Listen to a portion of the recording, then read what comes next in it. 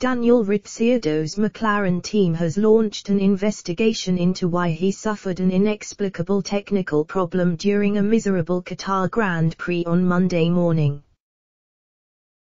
The Australian driver had struggled for pace all weekend, but was on track to claw his way back into a position to pick up some championship points when it emerged he was managing a fuel problem that was restricting his car's performance.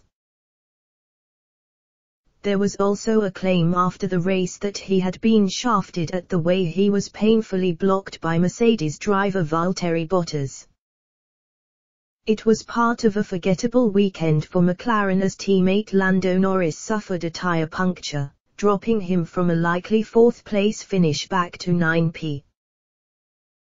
Ricciardo slumped to the finish line 12th, having started the race from 14th on the grid.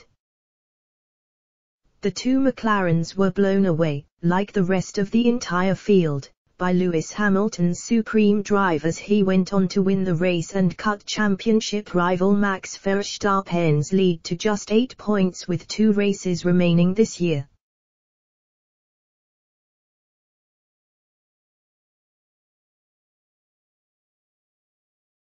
It was a third consecutive race where Ricciardo has failed to collect a championship point.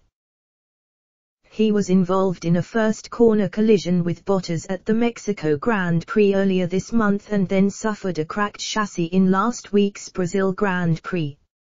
It was his first DNF in 34 races. However, his recent string of technical issues have brought back memories of his car curse. He famously said his Renault car was cursed as a result of an extensive series of performance and reliability issues following his move from Red Bull. His recent bad luck is a dramatic backflip on the momentum he appeared to be building as he won the Italian Grand Prix in September. McLaren boss Andreas Seidl said after the race the team has no idea what caused the issue. For Daniel, it was always going to be tough to get into the points from 14th, he said. He drove a very strong first stint that pulled him up into contention, but then had to save an unusually high amount of fuel. We'll have to investigate why that was required on his side. The 32-year-old said he couldn't explain it either. Unfortunately, a pretty disappointing end to the triple-header today, he said. We ran into some issues with fuel, and we had to save, which dictated our race. So, not sure what happened, but we obviously need to look into it. He added, I'm looking forward to moving on. I think a weekend off is necessary for everyone involved.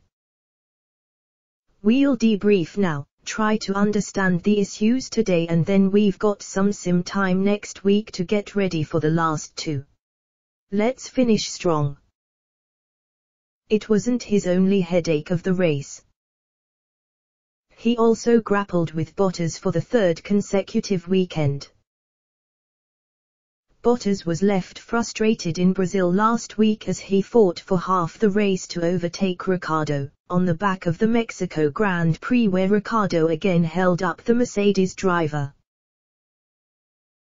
Bottas got some revenge on Monday morning when he jumped Ricciardo before suffering tyre performance problems at the same time Ricciardo was also managing his fuel problem. Bottas' issues resulted in the pair dropping more than 20 seconds behind AlphaTauri's Pierre Gasly, who also suffered a tyre puncture late in the race. American motorsport reporter Sean Goodwin posted on Twitter Ricciardo and his teammate Norris had been hard done by in Monday's race. McLaren got absolutely shafted today, he wrote. More misfortune for Lando getting a puncture while in 4P while Bottas doesn't know how to go fast and created 20-second gap to Gasly with Ricciardo stuck behind him. Infuriating end to the season.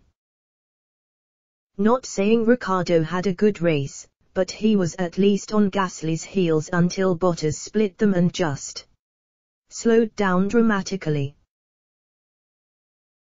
Meanwhile, Red Bull's Verstappen, who was demoted from second to seventh on the grid for a yellow flag infringement in qualifying on Sunday, took second, and picked up a point for the fastest lap. Our starting position was compromised, but luckily we had a really good start, he said. Of course, I know it's going to be difficult to the end, but it keeps it nice, keeps it exciting. This track was fun to drive as well. I feel good, but it's going to be a tight battle to the end. Hamilton's faster engine, fitted last weekend in São Paulo, will likely give Red Bull a tough time again at the ultra-quick new circuit in Saudi Arabia in a fortnight's time ahead of the season-closing race in Abu Dhabi in mid-December.